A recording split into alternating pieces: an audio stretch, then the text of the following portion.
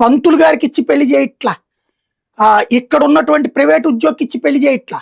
Private ఉద్యోగికి ఇచ్చి పెళ్ళే చెయ్యాలనుకుంటే ఆ ప్రధాన నగరాల్లో ఉన్న అబ్బాయికి ఇచ్చి పెళ్లి చేయాలనుకుంటున్నారు. అప్పుడు ఇక్కడ ఉన్నటువంటి అబ్బాయిలు ఇక్కడ ఉద్యోగం చేయడానికి సిద్ధపడతారా?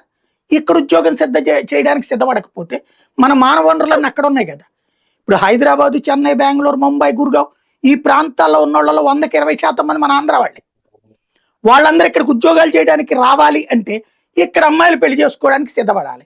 ఇక్కడ తమ అల్లుళ్ళని, తమ కొడుకుల్ని ఉంచుకోవడానికి ఇక్కడ తల్లిదండ్రులు సిద్ధపడాలి. మా అమ్మ నాన్నల దగ్గర, మా అత్త మామల దగ్గర ఉండడానికి వీళ్ళు సిద్ధపడాలి. అది అమరావతి చుట్టుపక్కల అయి ఉండాలి, మళ్ళీ అది విశాఖ కాకుండా అయి ఉండాలి.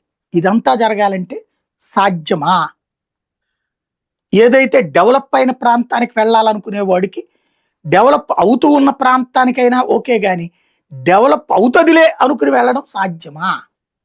దీని చుట్టూనే అమరావతి డిపెండ్ అయ్యింది. ఫస్ట్ మన మోటివేషనల్ సిస్టమ్ మారాలా.